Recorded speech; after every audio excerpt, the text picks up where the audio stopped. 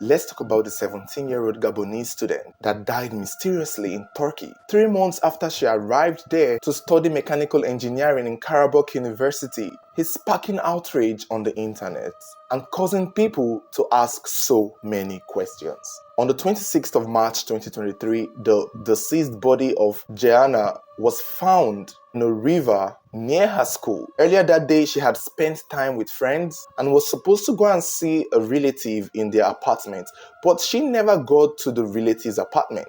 CCTV footage would show Jeannah running barefooted away from what seemed to be someone or something chasing her, which makes up the entire mystery in her death. The disturbing footage of her running for her life was most likely the last thing anyone or anything saw of her. Many hours later, her body would be found dead in a river nearby from where she was running away. Her death has sparked outrage, as many called it some kind of racial attack. But what are the evidence that this was a racial thing? What are the evidence that someone killed her? Because in the CCTV footage, you would only see her running away. No one else was seen in the footage. No one else was seen running after her. Was somebody behind her escape, or was it something that was behind it? Maybe something that no one could see. About 8 people has been arrested in connection to the death of Jeannah, but all of them had been released. However, there is one person that kept being rearrested multiple times.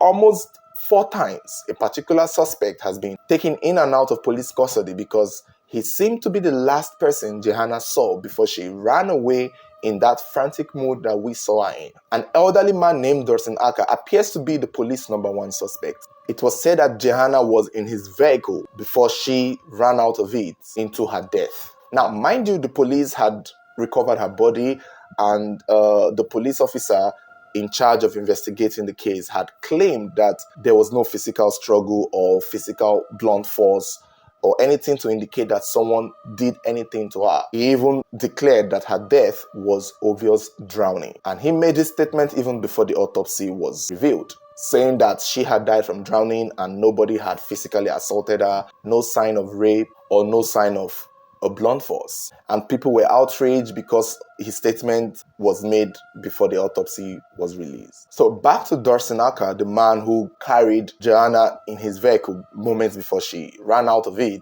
He claimed that he found her injured and offered to give her a ride, when all of a sudden she requested for him to stop and she began to run away. But this is what people are pointing out, and that is why a lot of people are suspecting that her death might have been racially motivated or racially induced. Some incident had happened long before this moment.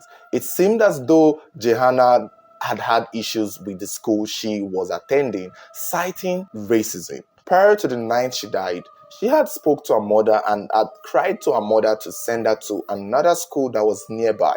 And her reason was because the school did not have racism or did not have as much racism as she was facing in the school she was currently in. She also told her mother at one point that she had gone to a post office to waybill a mobile phone to Gabon. 2 men there had sexually harassed her in a verbal way, requesting sex from her before they could do the phone transfer to Gabon, even asking her for a number and offering to pay her money for sex. And then on the 25th of March, a day before she was found dead, like I've already said, she was with a group of friends and decided to go see a relative in their apartment to charge her phone, but she never got there. It's almost as if something happened along the line. Maybe people met her or people ran after her or some people catcalled her, and when she most likely turned them down, they might have chased her or physically assaulted her, and she saw herself running away for her life, probably till she got into Dorson's car. And who knows what a conversation with Dorson was that may have triggered her to leave his vehicle. Because now she's dead, clearly Dorson is in control of the narrative. But he needs to also explain what happened before she ran away like that.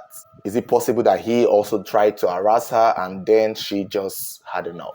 Now, when it comes to the situation in which she was found dead, there are many questions. Is it possible that someone pushed her or she fell by herself accidentally, saying that it's in the night and she probably could not see where she was going and that happened accidentally? And if that is the case, who is to be held responsible? Should all the people who had harassed her or tried to assault her on her way there be held responsible for her death, because in the video we saw her run towards the railway where there was a river nearby, and she most likely slipped and fell and drowned. Unless they can prove that there was someone there with her or someone physically held her and pushed her there, it's hard to know how this case will be handled or seen in a criminal light.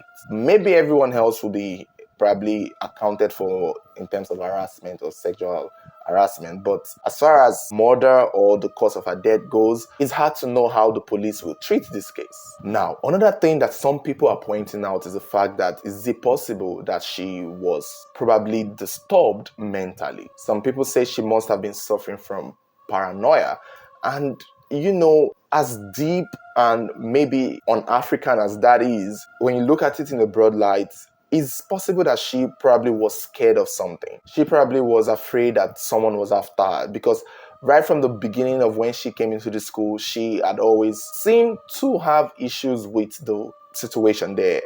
I'm sure she's not the only black female student there. I'm sure she's not the only African person there.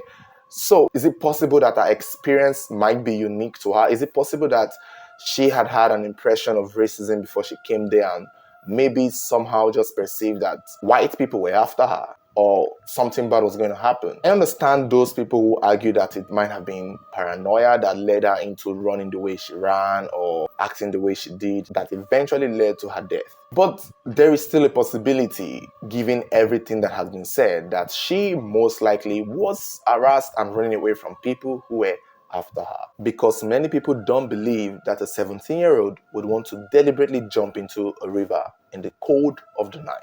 At the same time, her death is still under investigation. It's still very mysterious, and I will be following this story, and I hope you guys do. So if you plan on getting updates on this story, stay subscribed and turn on notification bell. Should there be an update, you'll be the first to get notified, because it's not over for this story, and I plan to keep up with it to see if anything new comes up. Because personally, if you ask me, I believe that she was literally running away from a group of people. She was literally running away for her life, and saying that she's a stranger there, I'm sure whoever she's running away from would know the area more than her. So if she's running away from point A to point B, the chaser knows a shortcut to get to where she is running towards, and maybe they met her at the dark of the spot there and, harassed her and pushed her. It's very possible. And saying that they already have a suspect that has been detained more than 4 times, I feel like they are close to solving her death. Maybe Dorson might be innocent and probably offered this girl a ride, and she just sparked and got,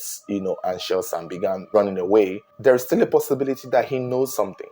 He saw something, or he probably did something. Even though in the CCTV footage of her running, his car wasn't there. And I'm sure that's not all the footage is there. I'm sure that there are other footages that the police did not release that we haven't seen.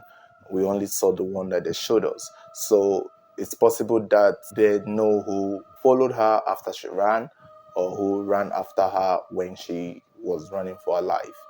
And I'm sure there are other footages of every other corners where they could probably see what most likely or who most likely did whatever was done to her. But you guys let me know what you think. Do you think this is a case of paranoia? Do you think she was spiritually attacked? Or do you think that she was legitimately running from some group of people and those people may have had a hand in her death? Remember, she had complained about racism and people, accosting her and sexually and racially harassing her. So do you believe that that might be the case or the direct cause of her death? Or do you think that she may have probably been disturbed by something not seen by the eyes? Because many people see this as very mysterious and somewhat spiritual. But let me know what you think. Let me know in the comments below. Don't forget to like, share, and subscribe. And again, we will be following this story, so should there be a future update, you'll be the first to get notified. All you have to do is click on the notification button, the bell button, so that you will get notified in the future. Thank you for watching.